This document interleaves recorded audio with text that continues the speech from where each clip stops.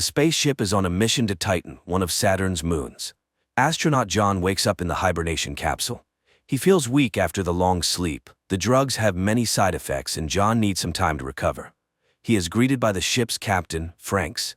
The captain orders John to take a shower and then come up to the bridge to discuss the next steps. Besides Captain Franks, John is met by his colleague Nash. Together the men watch a message from the Mission Control Center and receive new instructions. They are to conduct routine equipment checks and prepare for gravitational acceleration. John tries to pull himself together, but this time he feels worse. He struggles to eat and confesses to Nash that he can't remember the last name of Zoe, his girlfriend. By evening, John manages to check all the equipment. He records a response message to Mission Control, reports the situation, and prepares for another hibernation cycle, which will last 3 more months. A special substance is injected into the astronaut's bloodstream, and his eyes slowly close. Memories from the past wash over him, and for the next 3 months, he is deep in sleep. The awakening process is routine, with John experiencing the usual symptoms as he waits for his body to recover. After a hearty meal, the astronaut spends some time on the exercise bike, preparing for work, but unexpectedly he hears a familiar voice. It seems like Zoe's voice came from somewhere nearby. John steps into the corridor and walks through the empty spaceship. No one else has woken up from deep sleep yet, and John feels uneasy. His fear intensifies when part of the ship's hull above him starts to come loose. John tries to figure out what's wrong, but a piece of metal breaks off and knocks him unconscious. Captain Franks and Nash lay their injured colleague down and provide medical assistance. As soon as John feels better, the captain orders him to go to the technical compartment and figure out what caused the malfunction. Under the hull, John finds significant damage and a strange giant dent, but the footage Nash reviews from the cameras provides no answers. No objects approached the ship in the past few hours. Moreover, the dent hasn't caused any serious problems. All systems are still functioning normally. Captain Franks leaves his subordinates and orders them to report the situation to Earth. He himself heads to the site of the damage for another inspection. Nash tries to convince the captain to abort the mission and return to Earth, but Franks refuses to break protocol. There's no serious reason to do so, as all systems are still operating smoothly. The astronauts gather to make a joint decision, but the conflict only escalates. Nash starts panicking, insisting that continuing the mission is too dangerous, but the captain remains firm. Unless new orders come from Mission Control, they will continue toward Titan. Nash then tries to persuade John to act together. He's convinced the system will eventually fail, and by then, they won't have the chance to save themselves and return to Earth. Their conversation is interrupted by the captain, who calls them to the bridge. He admits that he overheard everything Nash said and doesn't appreciate his attempts to stir up panic. Franks tries to calm Nash down, reminding him of the consequences they'll face for disobeying orders and advising them to focus on their duties. Despite the captain's orders, Nash continues to urge John. He asks him to set the hibernation cycle for 89 days instead of 90 so they can wake up earlier than the captain and reverse course back to Earth. John doesn't like his friend's idea and doesn't want to be part of a mutiny, but when Nash tells him about another ship destroyed by poor leadership decisions, John agrees to think it over and give an answer after they wake up. John falls asleep again, recalling happy moments with Zoe, but this time the cycle is much shorter than usual. Nash demands an answer from his friends so they can quickly turn the ship around and head for Earth, but John remains uncertain. He realizes that his mind is clouded, and making important decisions in this state isn't wise. Jupiter appears outside the window, strengthening John's doubts. They are so close to their destination. This drives Nash over the edge, and a loud argument breaks out between the men. Captain Franks watches the whole scene. Having learned of his subordinates' plans, he also altered his sleep schedule and woke up earlier to prevent the mutineers from disrupting the mission. Franks sends Nash to check the systems again to make sure everything is in order. While the saboteur is gone, the captain invites John for a drink to gauge the astronaut's mood. The commander assures John that he'll cancel the mission if it's necessary, but for now they must stick together and follow orders. Nash's derailed plans push him to the brink of insanity. He causes a scene and Franks decides to relieve him of his duties and proceed with acceleration without him.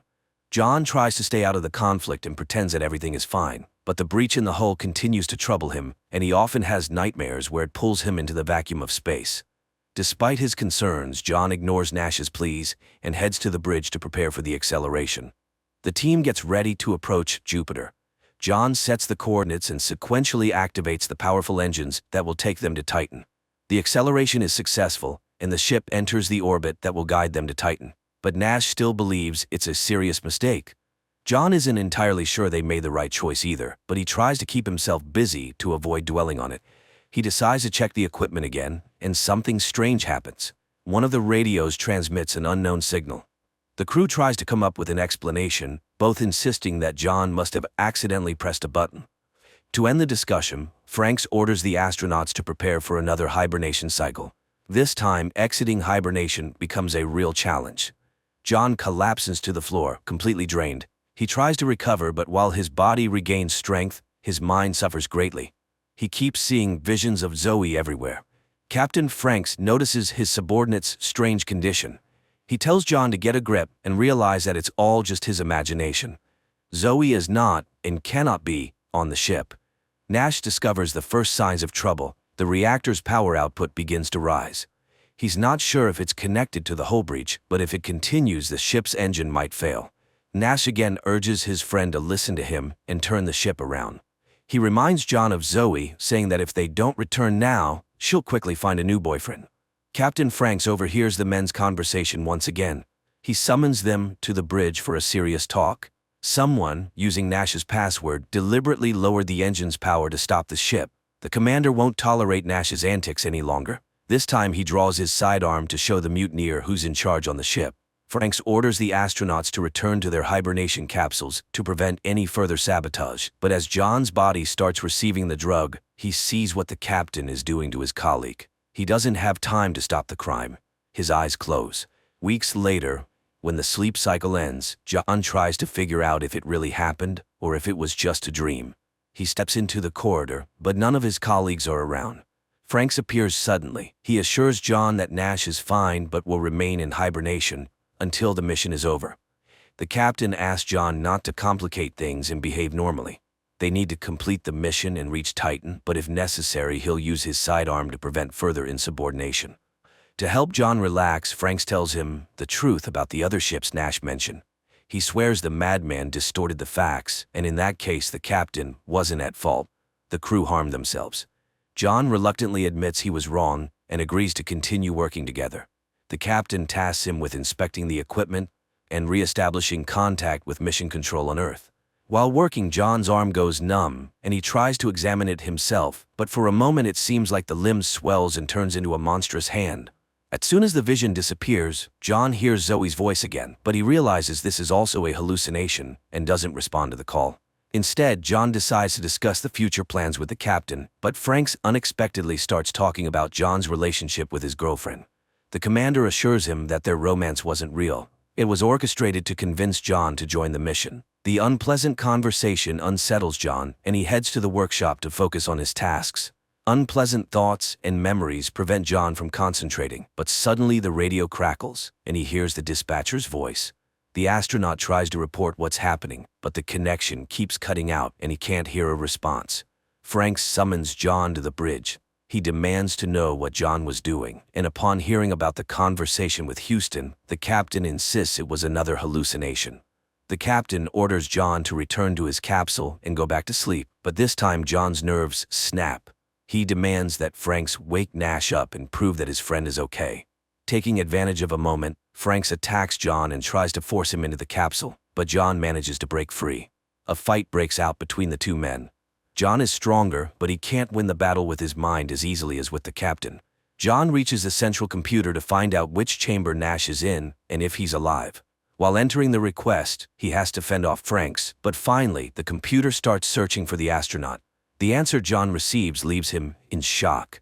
The program confirms that Nash is alive and on the bridge, just like John and Franks, because all three names belong to the same person, Captain John Franks Nash. John realizes that he's been alone on the ship the entire time. His companions were figments of his imagination caused by the repeated use of hibernation drugs. John loses his last bit of strength and doesn't know what to do next. He returns to the workshop, holding the service pistol. The astronaut tries to contact mission control again, but for a long time the radios remain silent. Finally, one of the radios turns on, and John hears Zoe's voice. She says she's at the ground control center and was invited to speak to him. Zoe confirms John's version. The hibernation drugs were too strong, causing his mind to become confused. But that's not the worst part. The girl tells the astronaut that there's no spaceship. All this time he's been part of a different experiment in deep underground. The planets and stars he saw through the window were just a simulation, as was the sensation of flying. But the impact was real. An earthquake hit the surface, partially collapsing the tunnel. Zoe asks her fiancé to gather his strength and help them rescue him. To do that, John needs to depressurize the cargo bay and leave the ship. She assures him that outside, there's an underground corridor leading to the surface. Captain Franks reappears behind John, trying to stop him. He claims that Zoe's voice is just another hallucination, and the story about underground tunnels and earthquakes is a fantasy his mind made up to explain the situation. Franks tells John that if he depressurizes the cargo bay, all that awaits outside is the vacuum of space, which will pull him out and end his life. John hesitates briefly, but Zoe's voice gives him strength. He doesn't listen to the captain and opens the airlock. At first it seems like Zoe was right. John finds himself in his shaft and hears her voice nearby. He walks toward the light, hoping to soon reach the surface. But space engulfs the astronaut's body and carries him into the infinite void. Or was that a hallucination too? That's how the movie ends.